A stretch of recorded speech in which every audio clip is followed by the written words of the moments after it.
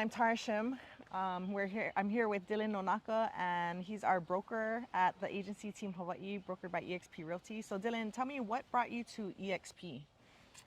Really, the original reason was I saw that the company business model was built on a culture of collaboration and shared ownership in the company, and that was very attractive to me because I hadn't seen it exist anywhere else in the real estate industry. And so even though it seemed kind of foreign and potentially not a real thing, I was like, I'll give this a shot, because the fact that everybody gets to be an owner and that because of that, everyone wants to see everyone else succeed. It was something that I wish existed culturally in the real estate industry, and definitely has contributed, was 100% true, and now has contributed greatly to the success that we've seen in the growth of the team and the growth of the business. So it definitely worked out. It was a chance when it started, but it definitely worked out for the best. So you took that culture that EXP had already, but I feel like you 10x that with the team that we're on right now. What are some of the attributes to 10xing that culture that EXP laid the foundation on, but you just took it to a whole nother level? How did you do that? I don't think it was like super deliberate, but it was just applying Aloha to what was already there, right? I mean, this was like a business kind of culture, but then it was taking our local culture and the way we treat each other here on the islands and applying it to that, and just the simple types of philosophies like pay it forward, right? If somebody helps you, you help somebody else. If you go to the beach and you find rubbish, you pick it up, you leave it better than you found it. If unconditional love is like another one, right? A lot of times in business, we don't love our business partners like we do our family, and it leads to really quickly dissolving relationships. And sometimes we just got to have a little bit of grace. Like, you're going to screw stuff up, I'm going to screw stuff up, and we got to just accept that, hey, sometimes we make mistakes and we can still be friends and move forward and do business together. And so those are the kind of things that it just started with a group of, folks that, friends and family, that we got this thing started, and it just grew from there. I love it. What's something that you would tell your younger self, knowing what you know now, knowing the team that you have now, the knowledge that you have now? What advice would you give somebody that's just starting out green in their career? Because I know you were green once upon a time. Not that long ago, 2015. I only started 2015, so yeah, okay. Not that long ago. So yeah. What would you give yourself, what kind of advice would you give to somebody that's just starting out?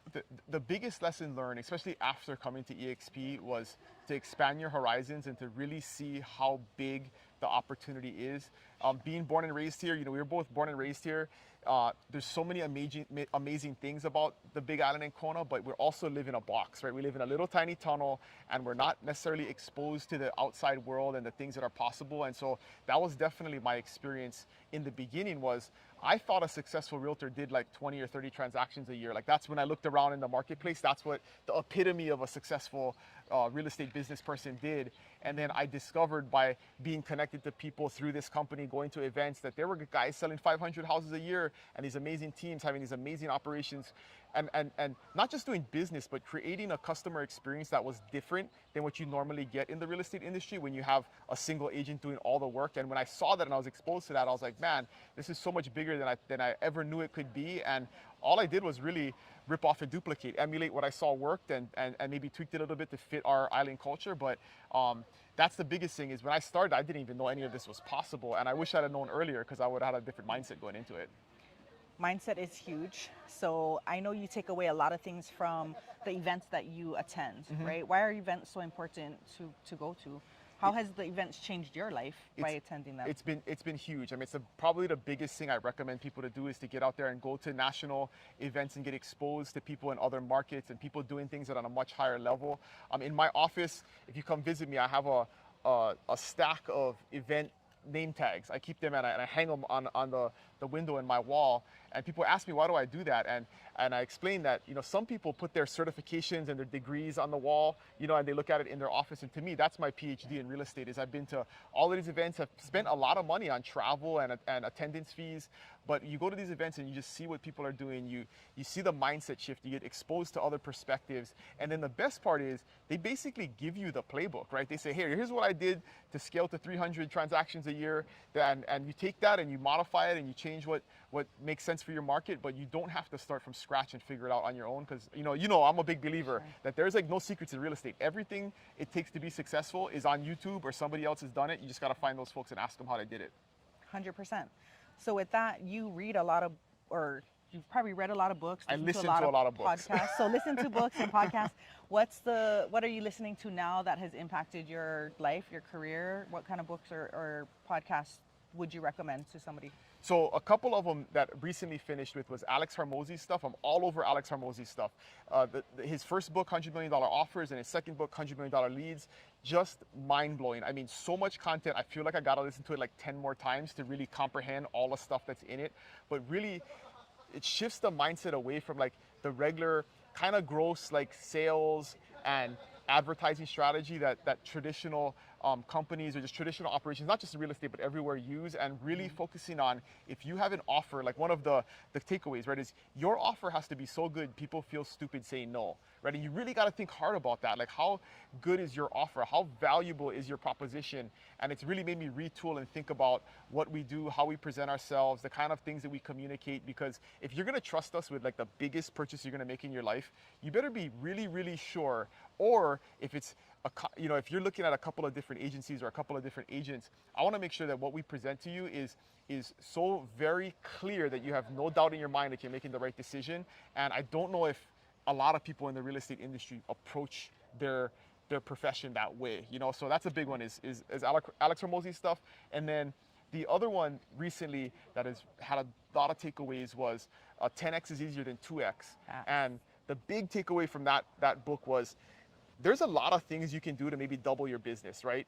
But there's probably very few things that you can do to 10x your business. And if you're thinking about life and context, that how do I not just go from 10 houses a year to 20, but how do I go from 10 to 1,000, right? Like that's what you want to think about is how do I really 10x the business? There's a lot of good takeaways in there. And, it's a lot of mindset shifts, but it's also, me, I like to simplify stuff, right? Like simplifying life sometimes is easier than being really complex and figuring out all these different strategies. It's really one or two that's going to make a difference. And sometimes it's a simple habit, it's a simple application, it's a simple piece of technology. But when you focus in on what is the thing that'll take me 10x versus just doubling my business or 1xing or 2xing my business, it makes, I think, the whole strategy of it a little bit easier to chew on. That is amazing. One more question for you. Yep. You have a lot on your plate. You do a ton of things. So besides your family, besides the agency team, about either the EXP stuff, you have drill, right? You're in the military. You do jujitsu. You're on a bunch of boards, right? Like you do a ton of things all day long. How do you manage your time when it comes to all the things that you manage for other people, as well as your team, your family life? How does that look like to you, and why does it work so good? What is your system? I think it's probably the simplicity of my life. I don't. I think I give this a lot of thought sometimes, and I don't know if I have a super great answer, but I have a very boring life. That's what it comes down to. Is I could tell you exactly what I'm doing. I wake up at 4:30. We do a call at 5:10, where we do a little motivational call amongst the team. I exercise for 30 to 45 minutes. Then I have breakfast with my kids for 30 minutes, and then I get ready for work. Takes me about 15 minutes, and then I go to the office. And usually I try and get to the office by like 7:30, because a lot of times 7:30 to 8:30 I can kind of focus and plan my day out on what needs to happen that day. What are the big priorities that day before the day gets chaotic and meetings start happening. And then usually from like 8:30 to 12, it's meetings. Like every week we have a set schedule of meetings that happen. So Tara knows if she needs to talk to me about transactions, Monday morning at 9 o'clock, I'm going to be there waiting to talk about transactions. So you operationalize that so you're not just like running all over the place with a chicken without a head. And so that's a piece of it, is I think having a really regimented schedule, which some people like, some people don't. I always tell people say, oh, I get into real estate because of the time freedom. And it's really not the case, right? You end up giving up your time freedom to your clients and the needs of the business. And so if as much as you can do to regiment that and make it predictable and make it a reoccurring event, I think makes it easier to manage. But I guess it's just doing the thing. Like you always say, just do the thing. Like it's like people get overwhelmed and they get analysis paralysis, and then they don't do anything, they don't take any action. And probably my biggest flaw is that I would jump off the cliff and then build the plane on the way down. Like I don't worry about having it all figured out before we take action. And like we're doing that right now, right? We just had a big meeting this morning with our leaders about this lead program we launched. And there's all kinds of issues. Like there's like tech issues and assignment issues and what do we say? And and we're figuring all that stuff out, and it's fine. You know, we're gonna get through it. But at the end of the day, we have tons of leads coming in, right? And that's what we need to do. Like, if we're gonna build the business and we're gonna feed the agents and we're gonna help them be successful, we'll figure out all the details. But if you're generating the leads, everything else will follow and we'll figure it out. And so sometimes people will try and figure all this stuff out before they ever generate the leads, and then they never generate the leads, and then you don't have any business because you took too much time trying to figure stuff out. So sometimes it's just taking action and then figuring it out afterwards, and then having the focus time in order to do that. But yeah, I mean, Love it. I love what I do. I thought about the other day. I shared with the team about, we got to spend the weekend last weekend in Tahoe with my kids, and we were snowboarding. And this is a huge mindset shift that I think is important for everybody to think about. Is you're never necessarily going to love your job, right? I mean, the thing that makes you income is not necessarily the thing that you love and are passionate about. If it is, great, but the reality is for most people, that's not the thing that they truly love, right? If you truly love spending time with your family or you have a hobby, those things are not going to generate you income. So you got to do the thing that generates the maximum time and income to do the things that you love. And I had a moment like that this weekend where I was sitting on a ski slope, strapping on my snowboard. My boys are sitting next to me, and we're about to go on this killer run, and I can see the whole entire Lake Tahoe in the background. And I thought to myself, this is why I get up in the morning. I'm excited to go to work and do all the things that we do because of those moments. And you got to really be deliberate and conscious about that and look for those moments, because that's what'll give you the motivation and the drive to get up every morning, and you don't necessarily have to love what you do. Right. So yeah. Well, there you have it, guys. That was a ton of information. That is why Dylan can do what he does. He has amazing systems for everything. He's deliberate in everything he does. He has an amazing culture, that Aloha that comes from within. He shares that with everybody he meets.